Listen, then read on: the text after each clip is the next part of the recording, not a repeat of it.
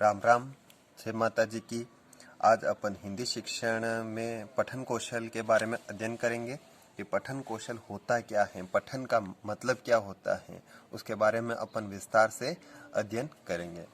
First उसमें दे रखा है प्रस्तावना कि जो पठन कौशल जो है उसकी प्रस्तावनाएं क्या है।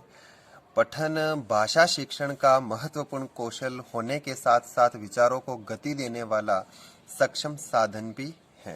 यानी जो भाषा शिक्षण का जो महत्वपूर्ण कौशल तो है ही, साथ में जो अपने विचार हैं उसको भी गति देने वाला सक्षम साधन कौन होता है?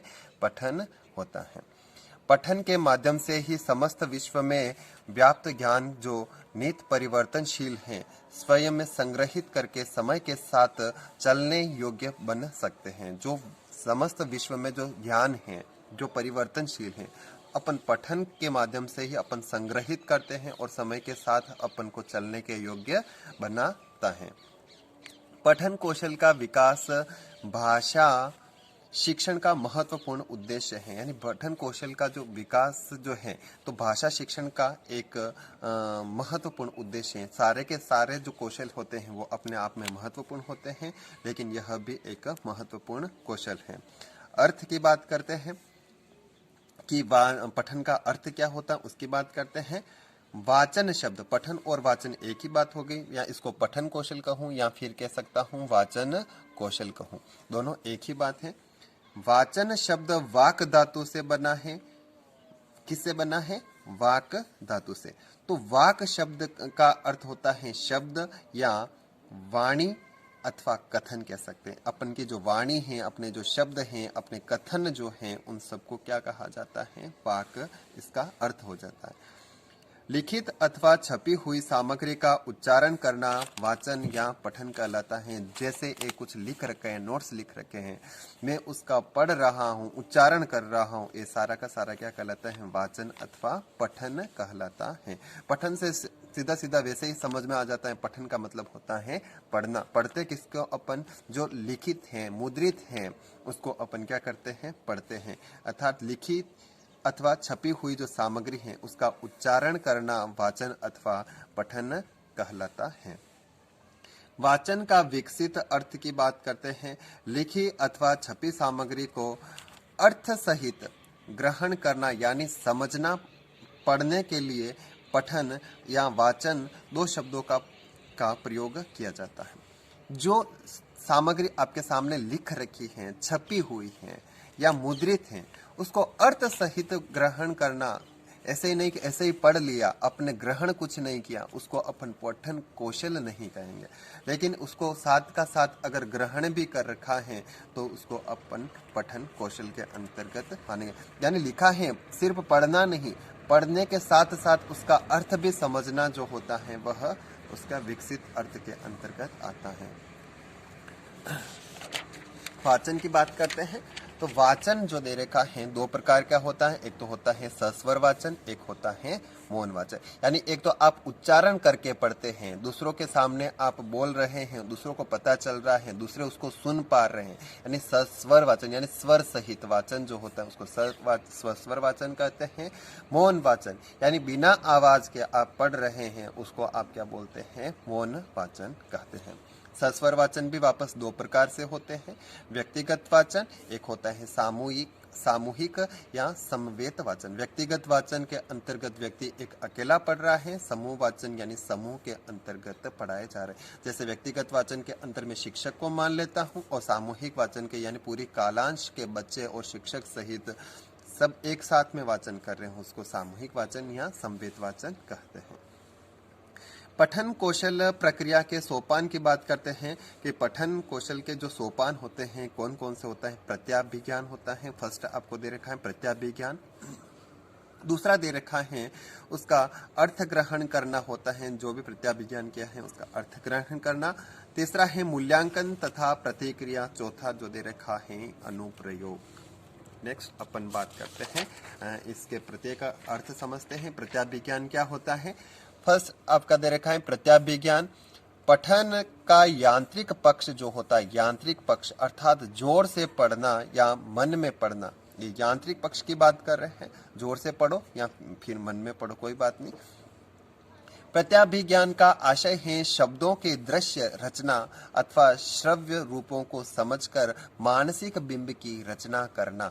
यानी आपने जो भी शब्द पढ़ा है उसके बिंब की रचना करना। जैसे मैंने यहाँ पर लिखा है गाय, या आप गाय पढ़ रहे हैं, गाय पढ़ते ही आपके जो है मस्तिष्क में एक गाय का बिंब बन जाता है, उसको अपन मानसिक बिंब कहते हैं। यानी जैसे जैसे पढ़ते जाते हैं उसके मानसिक बिंब बनता जाता है। जैसे किसी का उच्चारण सुनते हैं, आपके बाहर घर के दरवाजे के बाहर कोई आया है, जैसे पापा ने आपको बाहर से बुलाए, जैसे ही उनके आवाज सुनते हैं उनका आपका मस्तिष्क में बिंब बन जाता है, हाँ ये पापा है। जैसे और अपन बात करते हैं शब्द के रूप, ध्वनि एवं अर्थ के संयोग से पाठक के मस्तिष्क में शब्द का बिंब बनता है। जो भी शब्द है उसका क्या बनता है? बिंब बनता है। पठन में दक्षता प्राप्त पाठक शब्द के अक्षरों को अलग अलग न देखकर उसे संपूर्णता से देखता है, अर्थ ग्रहण करता है। यानी एक जो भी आप शब्द पढ़ रहे हैं, अक्षर पढ़ रहे हैं, जैसे अ ल ग, यानी इसको एक साथ नहीं, अलग अलग नहीं पढ़कर एक साथ पढ़ते हैं, अलग अलग, और उसके अर्थ को भी क्या करते हैं? ग्रहण करते हैं। जैसे गाय लिख रखा है, गा को अलग, य को अलग अलग नहीं देखा जाता है। गा य एक साथ में एक शब्द को पूरा देखता है और उसके पूरे के पूरे अर्थ को क्या करता है? समझता है। नेक्स्ट अपन बात करते हैं अर्थ ग्रहण। अर्थ ग्रहण की बात करते हैं।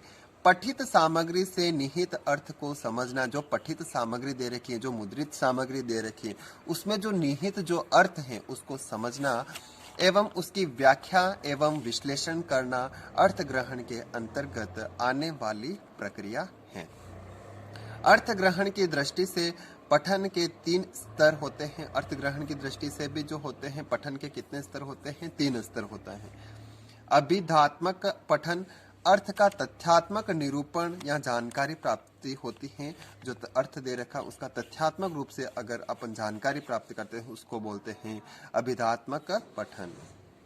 आलोचनात्मक पठन की बात करते हैं तो लक्ष्यार्थ एवं व्यंग्यार्थ को समझने में सहायक होता है। जो लक्ष्यार्थ शब्द व्यंग्यार्थ जो होते हैं उसको समझने में सहायता करता है।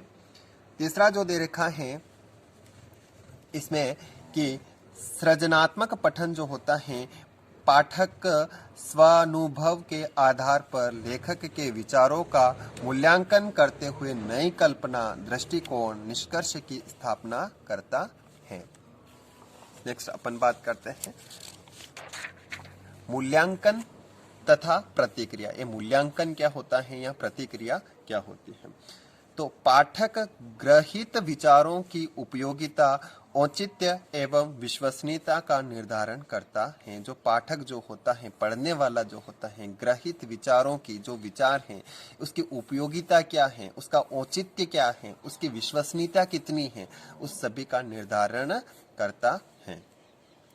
अच्छा पाठक लेखक के द्वारा प्रस्तुत घटना, विचार, चरित्र को समझते हुए उनका मूल्यांकन करता है। जो एक अच्छा पाठक जो होता है, जो लेखक ने घटना प्रस्तुत की है, विचार अपने रखे हैं, चरित्र को समझते हुए उनका मूल्यांकन भी कर लेता है।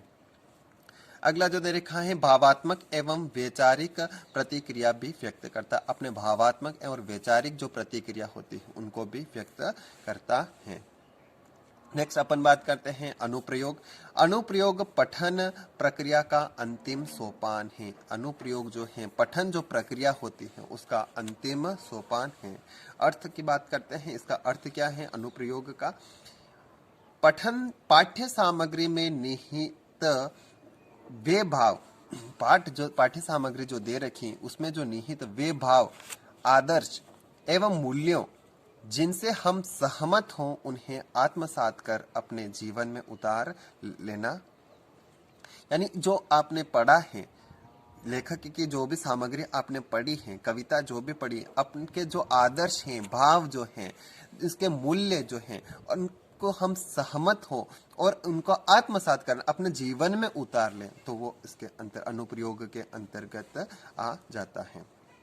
पठन का उद्देश्य तभी पूर्ण होता है जब पाठक पाठ्य सामग्री को पढ़कर विचारों, कार्यों और व्यवहार कौशलों, अभिरुचि, जीवन मूल्यों में उचित परिवर्तन करता है। यानी पठन जो पढ़ रहे हैं वह तभी सार्थक होता है, तभी उसका उद्देश्य पूर्ण होता है, जब उसके जो विचार हैं, उसके जो भाव हैं, उसके जो व्यवहार हैं, उन सभी को अपने जीवन में उतार लें। तो वाचन के प्रकार की बात करूंगा। वाचन के प्रकार, वाचन के जो प्रकार होते हैं वह दो प्रकार के होते हैं। एक तो होता है सस्वर वाचन, एक होता है मौन वाचन। सस्वर वाचन क्या होता है उसकी बात करते हैं। ध्वनि युक्त उच्चारण करना, ध्वनि के साथ में उच्चारण करना। जैसे मैं बोल रहा हूँ, आप सुन रहे हैं, तो यह उच्चारण कौन सा हो जाएगा? सस्वर पठन कहलाता है या सस्वर वाचन कहलाता है। पढ़ने वाले की आवाज दूसरों को सुनाई देती है। सस्वर वाचन में इसकी विशेषताओं के अंतर्गत आ जाता है कि जो पढ़ रहा है उसकी आवाज वह दूसरे जो है सुन सकते हैं। इसे व्यक्त पठन या मुखर पठन भी कहते हैं। यानी पढ़कर मैं आपके सामने क्या कर रहा हूँ? अभिव्यक्त कर रहा हूँ, जिसे आप सुन रहे हैं। तो यह क्या हो जाएगा? व्यक्त पठन या मुखर पठन भी कहते हैं।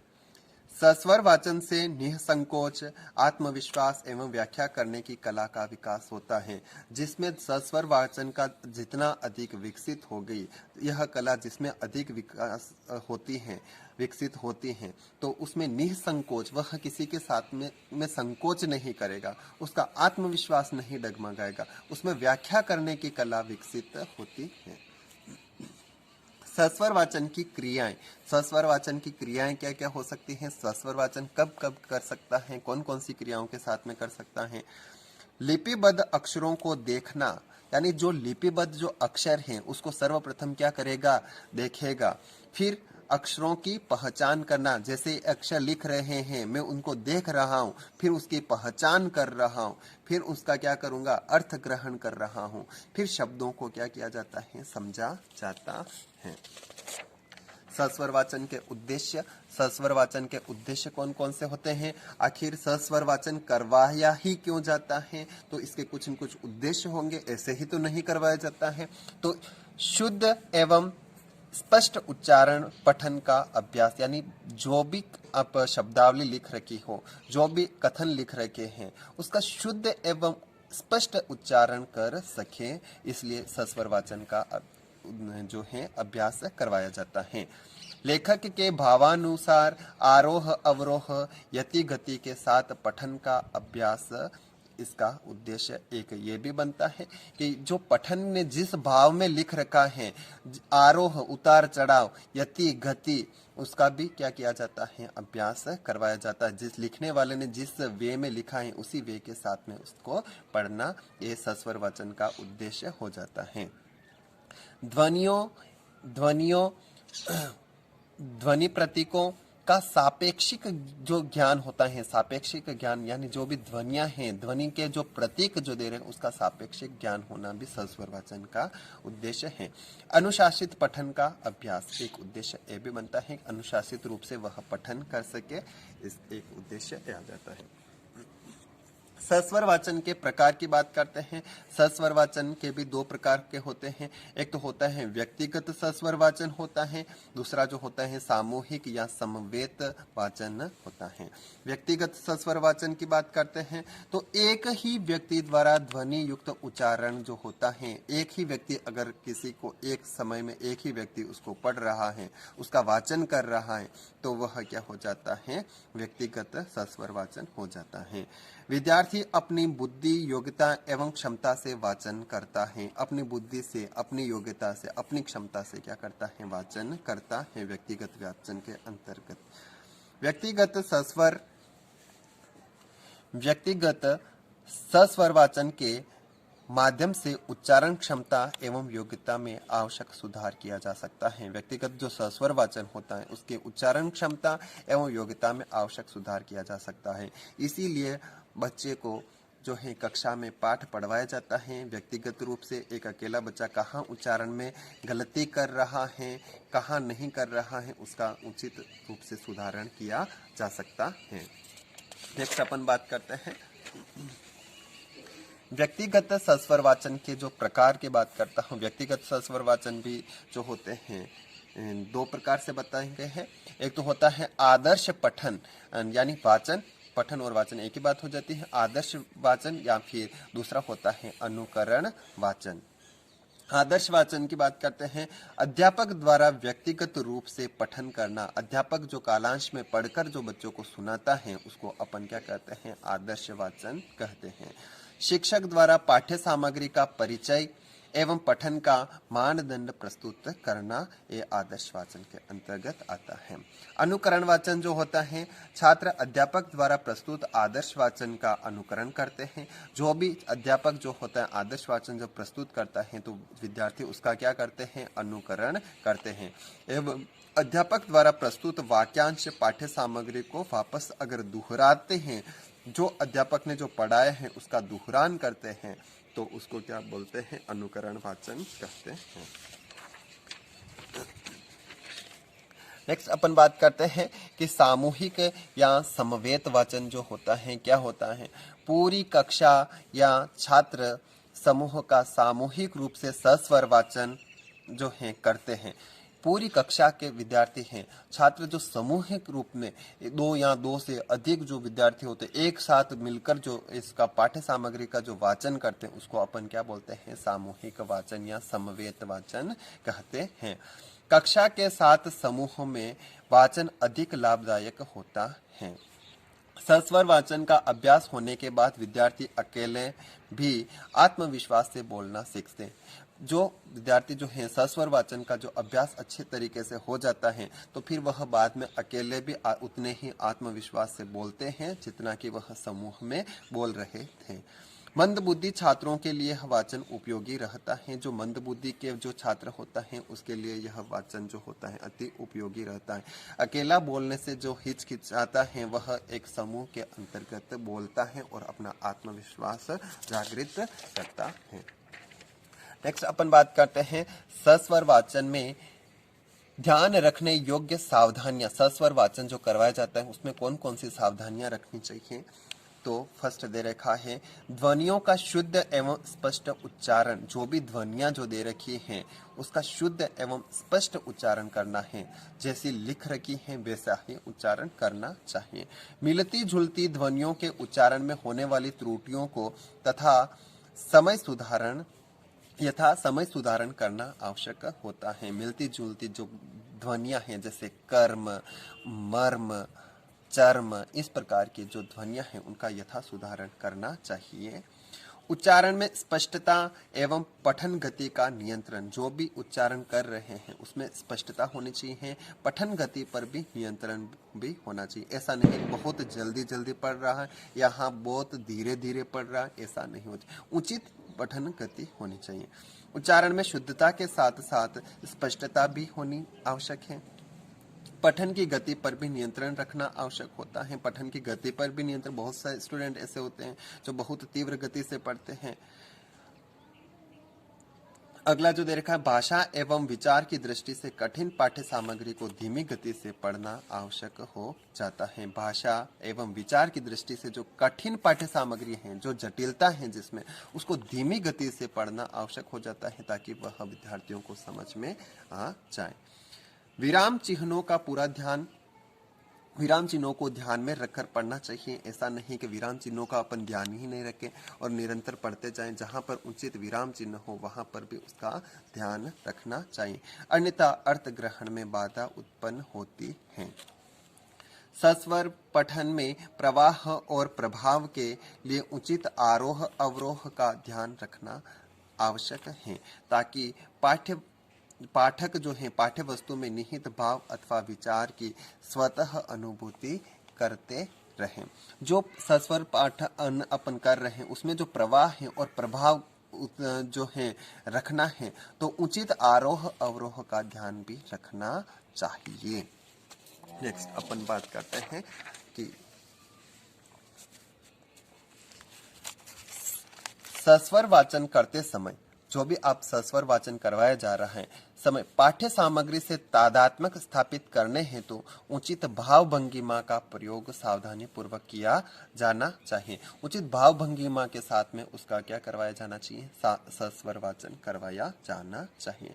सस्वर वाचन में आवाज का कक्षा अनुरूप होनी चाहिए, जो कक्षा है उसके अनुरूप होनी चाहिए। ऐसे नहीं कि बहुत धीमी गति से पढ़ रहे हैं, कक्षा बहुत बड़ी है, या फिर अधिक तेजी से पढ़ रहे हैं जबकि कक्षा बहुत छोटी है।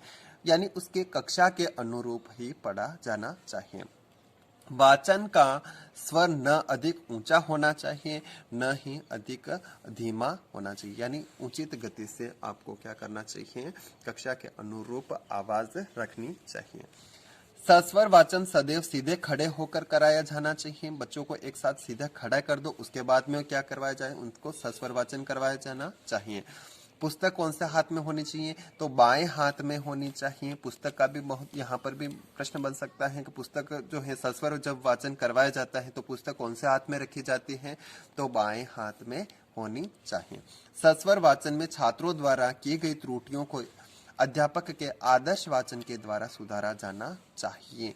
जो सस्वर वाचन में जो बच्चे जो त्रुटियां कर रहे हैं उसको अध्यापक के आदर्श वाचन के द्वारा उसको सुधारा जाना चाहिए कि इसका उच्चारण इस प्रकार से होता है, ताकि भविष्य में छात्र उन्हें दोहराए नहीं, ताकि भविष्य में उन गलतियों को वापस दोहराना नहीं करें। सस्वर वाचन के गुण की बात करता हूं कि सस्वर वाचन के गुण कौन कौन से होते हैं।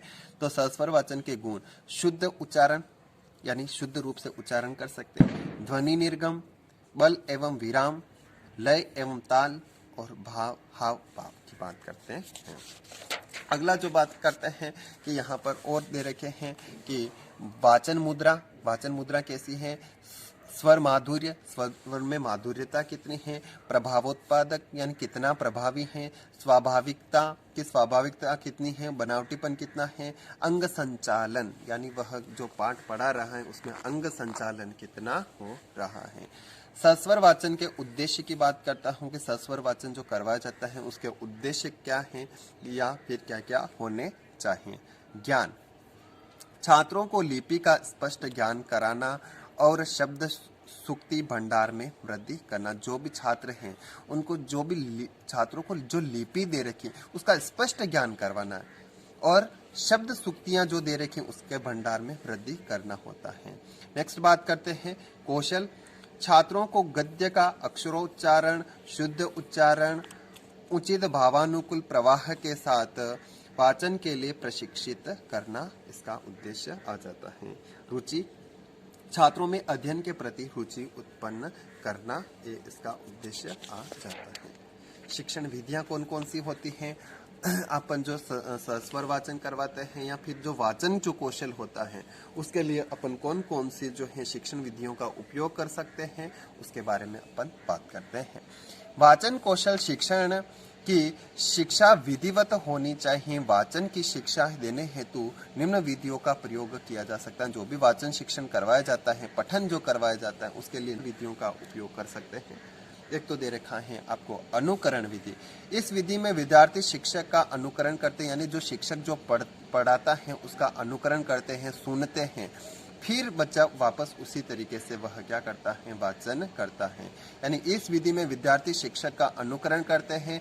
हिंदी में सभी वर्णों की ध्वनियां निश्चित होती हैं। भाषा शिक्षण यंत्र विधि की बात करता हूं तो विधि अनुकरण प्रधान यानी सुनने के बात करके हैं, अनुकरण प्रधान भाषा के शुद्ध उच्चारण वाला रिकॉर्ड बनाया जाता है जिसका अनुकरण करना होता है। यानी जो भाषा का जो शुद्ध उच्चारण है उसका रिकॉर्डिंग की जाती है और बच्चों को क्या किया जाता है, अनुकरण करवाया जाता है, बच्चों को सुनाया जाता है, बच्चे उनका अनुकरण करते हैं, ग्रहण करते हैं, फिर अपने जो है वाचन में क्या करते हैं, स्पष्टता लाते हैं। सामूहिक पठन विधि की बात कर रहे हैं। आदर्श पाठ का अनुकरण सामूहिक रूप से करते हैं। आदर्श जो पाठ है उसका अनुकरण सामूहिक रूप से करते हैं। इस विधि से बालकों का वाचन स्तर सुधरता है, वाचन संस्कार में मजबूती आती है। देखो और कहो, यानी देखना है और कहना है। इस विधि में अक्षरों ध्वनियों के ज्ञान से पहले ध्वनियों के ज्ञान से पहले शब्दों का ज्ञान करवाया जाता है। यानी पहले बच्चे को शब्दों का ज्ञान करवा दिया जाता है। एक एक अक्षर का जो है ज्ञान नहीं करवाया जाता है। जैसे बच्चे को यह पूछा जाता है यह क्या है, तो बच्चा कह देता है क से कबूतर, ये क्या है, ख से खरगोश, या ये क्या है, ए फॉर एप्पल। इस प्रकार से बच्चों को क्या करवाया जाता है, शब्दों का ज्ञान करवाया जाता है। बच्चों से दिखाया जाता है, फिर उसको शब्दों का ज्ञान हो जाता है, उसके बाद में जो है अक्षर और ध्वनियों का उच्चारण जो होता है उसका ज्ञान प्रदान किया जाता है। शब्दों से संबंधित वस्तु का चित्र दिखाया जाता है, यानी यहाँ पर कबूतर बना हुआ जो है दिखाया जाएगा कि कबूतर क्या होता है। इस प्रकार से जो भी कबूतर हो इसको दिखाया जाएगा। उसके बाद में यह क्या है, बच्चों से जो दैनिक जीवन में देखता है उसका उच्चारण करेगा कि यह कबूतर है, या फिर यह क्या दे रखा है, तो बच्चा जो है मोर है तो मोर को बताएगा कि यह मोर है। इस प्रकार से बच्चे को क्या करवाया जाता है, इससे संबंधित विभिन्न चित्रों को दिखाया जाता है ताकि बच्चों को क्या हो सके, शब्दों का ज्ञान हो सके। बालक शब्दों एवं चित्रों में सह संबंध स्थापित कर सकते हैं। आपने सारे के सारे जो चार्ट वगैरह देखे होंगे, जैसे कबूतर है तो यहाँ साइड नीचे जो है क लिखा होता है, मोर है तो जैसे तो मोर म लिखा हुआ होगा, या फिर इन शब्दों जैसे एप्पल बना हुआ है तो एप्पल के साथ में ए लिखा हुआ होगा। तो इन शब्दों और जो चित्र हैं उनके बीच में क्या दिखाया जाता है, संबंध स्थापित कर लेता है। निरंतर बच्चा उस चीज को देखता है तो शब्द और उसके बीच में क्या कर लेता है, सह संबंध स्थापित कर लेता है। शिक्षक शब्द का उच्चारण कर अनुकरण करवाता है। जैसे कबूतर लिखा हुआ है, कबूतर लिखा हुआ, तो कबूतर को शिक्षक क्या करता है, उच्चारण करता है, बच्चा इसको देखता है, धीरे धीरे इस कबूतर शब्द और इस कबूतर जो चित्र है उसके बीच में क्या करता है, संबंध स्थापित कर लेता है, सह संबंध स्थापित कर लेता है। नेक्स्ट अपन बात करते हैं, अगला जो मेथड दे रखा है वह हो जाएगा साहचर्य विधि। साहचर्य, इसका जो प्रतिपादक हैं श्रीमती मौर्य मोंटेसरी, यानी आपको क्वेश्चन बनता है कि साहचर्य विधि का प्रतिपादक कौन है, तो श्रीमती मौर्य मोंटेसरी इस विधि के जन्मदाता हैं।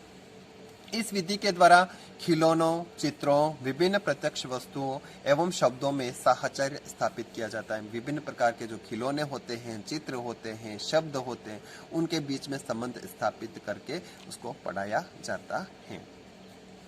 ध्वनि साम्य विधि, ध्वनि साम्य विधि में समानोच्चारण वाले शब्दों को साथ साथ सिखाया जाता है, यानी समान रूप से जो उच्चारित जो होता है उनको एक साथ सिखाया जाता है। जैसे अभी मैंने पहले ही बोला था, कर्म, मर्म, चर्म, धर्म समान रूप से उच्चारण हो रहा है तो उनको एक साथ में सिखाया जाता है कि यह कर्म, मर्म, चर्म, धर्म, इस प्रकार के उच्चारणों को एक साथ में सिखाया जाता है। इसको बोलते हैं ध्वनि साम्य विधि, यानी इसे नाम से ही स्पष्ट पता चल रहा है कि ध्वनि साम्य का मतलब है समानता, यानी ध्वनि के अंतर्गत समानता। अगला जो मेथड दे रखा है शब्द शिक्षण विधि, यह मनोवैज्ञानिक विधि है। सार्थक शब्दों को पढ़ने की शिक्षा दी जाती है। समान अर्थ जो होते हैं, सार्थक जो शब्द होते हैं, उनको एक साथ में पढ़ाया जाता है। वर्ण शिक्षण विधि, इस विधि में सीखने का जो क्रम होता है इस प्रकार से होता है कि सबसे पहले बच्चों को क्या सिखाया जाता है, स्वर सिखाया जाता है, फिर व्यंजन सिखाया जाता है, फिर संयुक्त अक्षर सिखाए जाते हैं, फिर सार्थक जो शब्द होते हैं, अर्थ वाले जो शब्द होते हैं उनको सिखाया जाता है। तो यह होती है वर्ण शिक्षण विधि।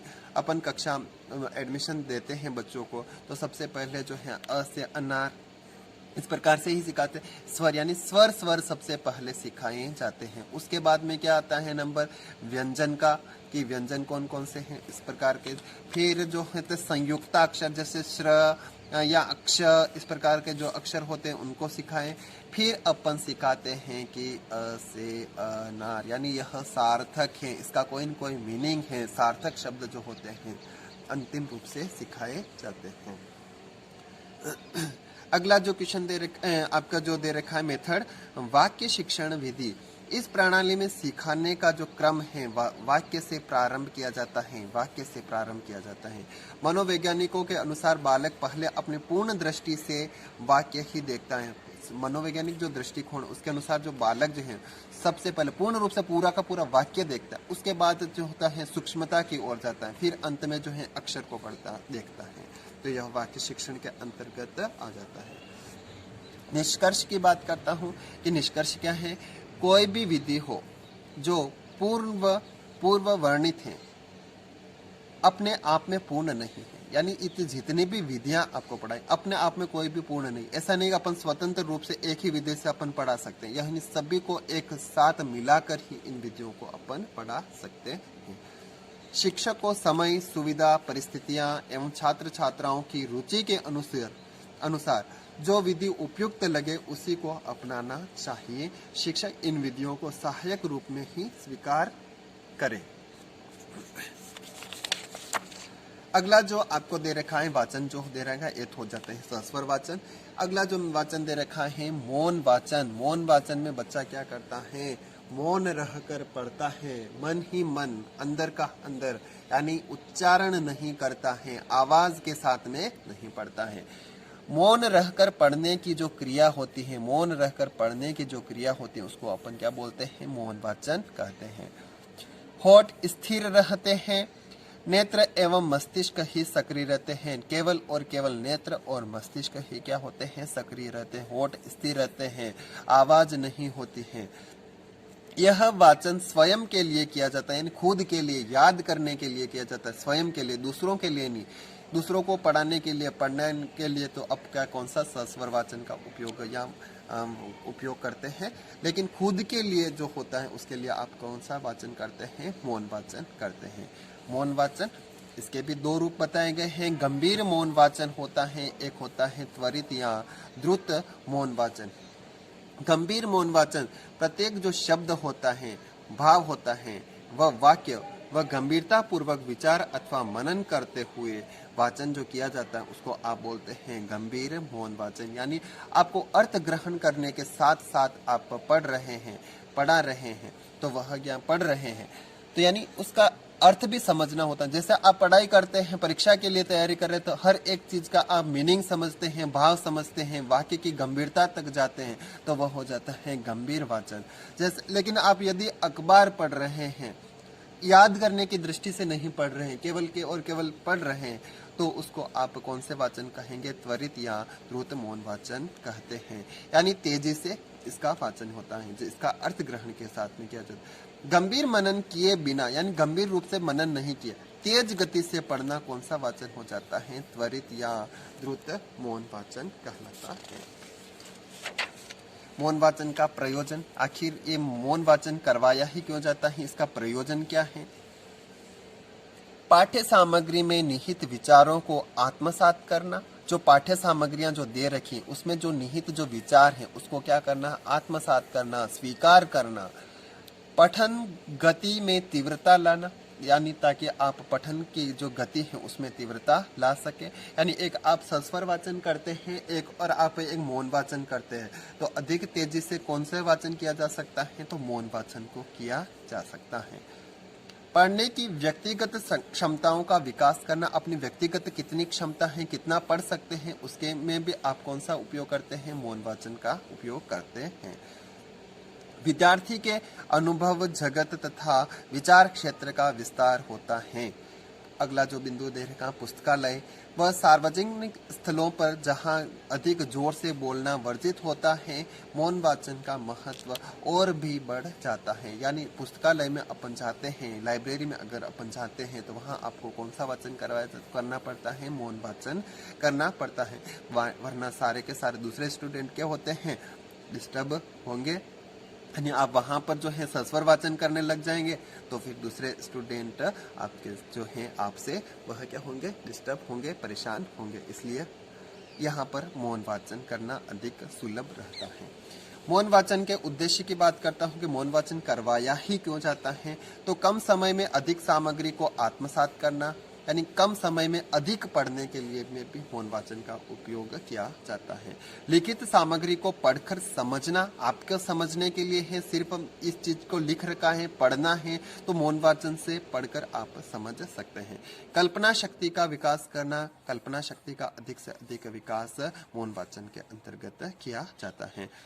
चिंतन एवं तर्क शक्ति का विकास करना, अगला जो बिंदु दे रखा है, पाठ्य सामग्री का अर्थ ग्रहण कर भाव को समझने योग्य बनाना, तीव्र गति से पढ़ने का अभ्यास करना भी मौन वाचन का उद्देश्य होता है। मौन वाचन का महत्व, यानी मौन वाचन का महत्व क्या है, तो आपको जो दे रखा है, पाठ्य सामग्री के विचारों को गहराइयों तक पहुंचाने में सहायक होता है। चिंतनशीलता, कल्पना शक्ति, बुद्धि का विकास। अगला जो दे रखा है, व्यक्तिगत क्षमता का विकास होता है मौन वाचन के माध्यम से। स्वाध्याय की आदत का विकास होता है, यानी मौन वाचन जो छात्र जितना अधिक करता है उसमें स्वाध्याय की आदत उतनी ही अच्छी तरीके से विकसित हो सकेगी। एकांत के क्षणों का रुचिकर पुस्तक पढ़कर उपयोग करना होता है। एकांत के जो क्षण होते हैं उसमें जो रुचिकर पुस्तकें होती हैं, कहानियां, कविताएं हैं, उनको पढ़कर उपयोग किया जा सकता है। कम समय में विस्तृत अध्ययन की आदत विकसित करना होता है, यानी कम समय में अधिक अध्ययन करना है तो मौन वाचन का उपयोग करना चाहिए। सस्वर वाचन से तो विद्यार्थी थक जाएगा, फिर उससे उतना वाचन हो नहीं सकेगा, तो कम समय में अधिक जो होता है विस्तृत अध्ययन की आदत विकसित करना भी मौन वाचन का महत्व आ जाता है। मौन वाचन हेतु ध्यान रखने योग्य बातें कौन कौन से जो है बातें ध्यान में रखनी चाहिए मौन वाचन करने के समय? तनाव रहित होना चाहिए, यानी आप अर्थ ग्रहण की दृष्टि से अगर पढ़ रहे हैं तो आपको तनाव रहित होना चाहिए। अगर तनाव रखोगे तो वह जो सीखना आपके लिए असंभव हो जाएगा, यानी आप उसको याद नहीं रख पाएंगे। यानी आपको मौन वाचन करने से पहले आपको कैसा होना चाहिए? तनाव रहित होना चाहिए। शांतिपूर्ण वातावरण होना चाहिए। ऐसा नहीं कि आप जो है शोर शराबे में बैठे हुए और आप पढ़ाई कर रहे हैं, तो ये हो नहीं सकता है। एकाग्रता, ऐसा नहीं कि आप अपना ध्यान कहीं और ले जा रहे हैं, कुछ पढ़ते पढ़ते कहीं आपका ध्यान कहीं और मोबाइल की तरफ चला जाता है, या आपके इसका मैसेज आया है क्या है उस तरफ चला जाता है। यानी एकाग्रता होनी चाहिए, तभी आपका मौन वाचन जो है आपके लिए लाभदायक होगा। समुचित ज्ञान, जो उसमें जो ज्ञान है उसका समुचित ज्ञान करना, विस्तृत शब्दावली, व्याकरण के नियमों का ज्ञान, ये सभी का जो है मौन वाचन के समय ध्यान रखने योग्य बातें के अंतर्गत आ जाता है। मौन वाचन में शिक्षक के कर्तव्य, मौन वाचन अगर बच्चों से करवाया जा रहा है तो शिक्षक के क्या क्या कर्तव्य होंगे उसके बारे में बात कही। बालक को लिखित भाषा समझने की योग्यता का पता लगाना, जो लिखित जो भाषा है उसको समझने की योग्यता उसका पता लगाना इसका शिक्षक का कर्तव्य। बालक के ध्यान को पाठ्य सामग्री से बांधे रखने का प्रयास करना भी इसका कर्तव्य आ जाता है। बालकों की समस्या को समझने का प्रयास करना, छात्रों को एकाग्रचित्त करने हेतु तो पाठ्य सामग्री से संबंधित प्रश्न पूछते रहना चाहिए। यानी बालकों का जो ध्यान एकत्रित है, एकाग्रचित्त होकर पढ़े, इसके लिए बच्चों को क्या किया जाता है, बीच बीच में क्वेश्चन पूछा जाता है ताकि बच्चे सतर्क रहें, उनको एक्टिव रहें और वह उन प्रश्नों के बारे में जानकारी रखें। पठन या वाचन के स्तर की बात करी गई है। सस्वर पठन या मौन पठन दोनों ही सार्थक तभी होगी जब पाठ्य सामग्री का अर्थ ग्रहण किया हो, यानी भले आप मौन वाचन से पढ़ो या फिर सस्वर वाचन से पढ़ो, लेकिन वह सार्थक तभी होगी जब वह आपने उसका कुछ न कुछ अर्थ ग्रहण किया हो, वरना वह आपके लिए सार्थक नहीं होगी। पठित सामग्री का अर्थ ग्रहण 3 स्वरों पर होता है। अर्थ ग्रहण के स्तर 3 स्तरों पर होता है। अर्थ ग्रहण के स्तर सूचनात्मक स्तर, एक होता है सृजनात्मक स्तर, तीसरा दे रखा है व्याख्यात्मक एवं आलोचनात्मक स्तर। उसमें फर्स्ट आपका हो जाता है सूचनात्मक स्तर, यानी इसका अर्थ क्या है, तथ्यों, भावों एवं विचारों की जानकारी प्राप्त की जाती है। जो तथ्य हैं, भाव हैं, विचार हैं, उनकी जानकारी प्राप्त की जाती है। पाठक के ज्ञान का विस्तार होता है, जो भी पाठक है, पढ़ने वाला है, उसका ज्ञान का विस्तार होता है। आवश्यकता होने पर पाठक तथ्यों, भावों, विचारों का स्मरण कर सकता है। सूचनात्मक स्तर पर ये जो है सूचना जो है उसकी जानकारी प्राप्त हो जाती है। व्याख्यात्मक एवं आलोचनात्मक स्तर की बात करते हैं तो यहाँ पाठक तथ्यों, भावों, विचारों की व्याख्या के द्वारा उनकी शुद्धता एवं विश्वसनीयता जांचता है। जो भी तथ्य दे रखे हैं, जो भी भाव दे रखे हैं, जो विचार दे रखे हैं, उनकी व्याख्या, उनका विस्तृत रूप व्याख्या के द्वारा उनकी शुद्धता और विश्वसनीयता की क्या करता है, जांचता है। सृजनात्मक स्तर पठित सामग्री के अध्ययन मनन से उसमें रचनात्मक अभिव्यक्ति की क्षमता विकसित होती है। यानी जो भी अध्ययन किया है उसमें सृजनशीलता या रचनात्मक अभिव्यक्ति की क्षमता का विकास होता है। प्राथमिक एवं या कह सकते हैं उच्च प्राथमिक कक्षा के छात्रों में होने वाले परिवर्तन, जो प्राथमिक है या उच्च प्राथमिक है, उनमें छात्रों में होने वाले परिवर्तन कौन कौन से हैं? तथ्यों, विचारों, भावनाओं तथा का मूल्यांकन कर सकना। जो भी तथ्य हैं, जो विचार हैं, भाव हैं, उनका क्या कर सकना, मूल्यांकन कर सकना। धैर्य पूर्वक व एकाग्रचित होकर पठन। तीसरा अगला जो आ जाता है शुद्ध उच्चारण।